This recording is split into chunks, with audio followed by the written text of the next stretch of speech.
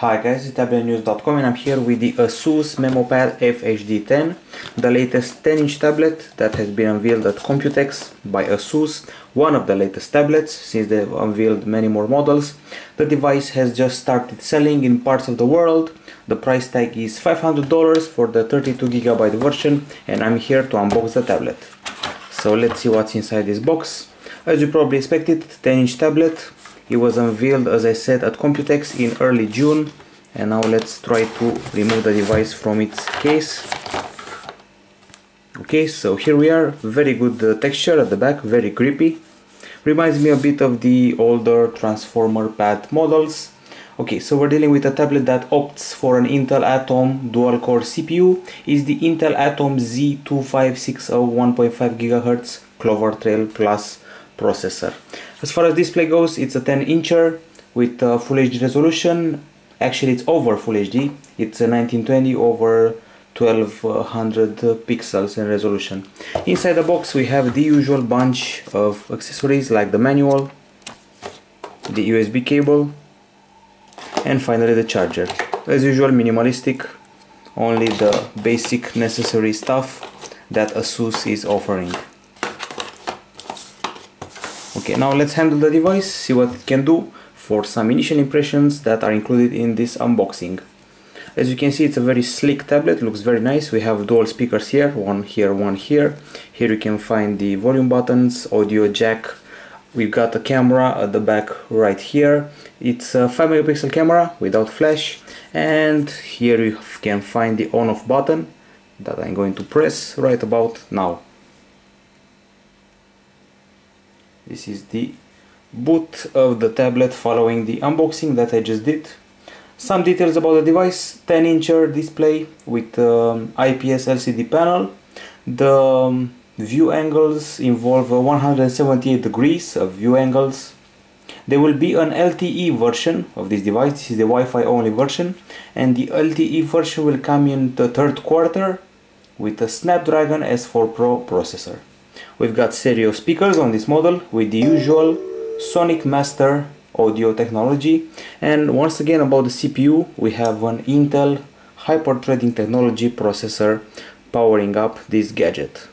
As you can see, it's running Android 4.2, and up front we've got a 1.2 megapixel camera placed right here. So it's not exactly at the center, it's more to the right a bit. And what can I say? This device is 9.5 millimeters thick, so reasonably thick. It weighs 580 grams, so below 600 grams, which is always good.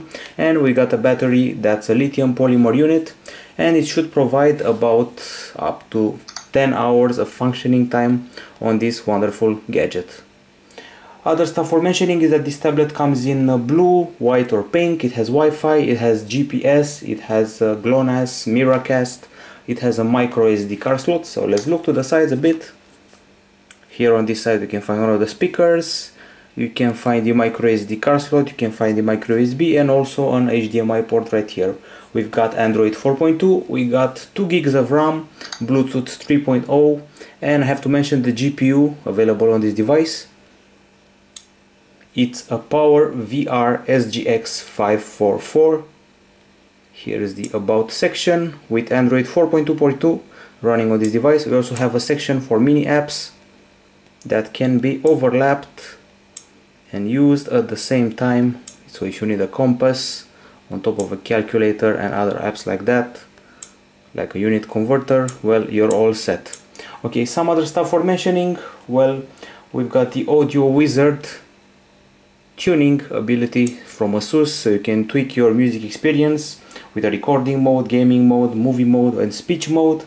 We also have those mini apps, and unlike the Nexus 10, which was probably the last Android 4.2 tablet we tested, this time you don't have two separate bars sliding from the top. We only have a single bar with some toggles, instant dictionary, brightness setup, some shortcuts to some ASUS services and apps, and of course a shortcut to the settings area. As you can see, the settings area has been slightly customized as far as font is concerned and as far as icons are concerned.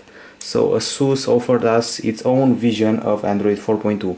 We also get a bunch of special widgets like this one here, ASUS To Do, The calendar also looks different from the usual, the email too. So ASUS like customizing, but they do it in a minimalistic way, so it's acceptable to the user. One last thing, I want to see the camera interface.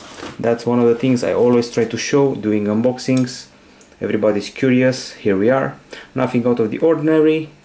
The mode, effects, picture size, exposure, and some more settings. Actually a lot of settings.